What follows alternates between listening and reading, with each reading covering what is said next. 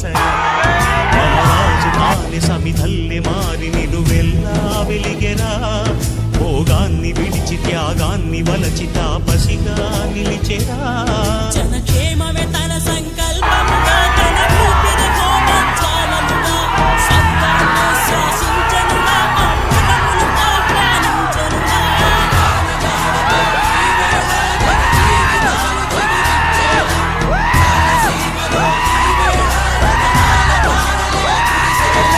కల్లు కల్లు మని సిరిము వల్లే చినుకే చేరగా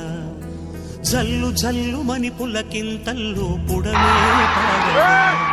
హరివెల్లు నెత్తి పరిమళు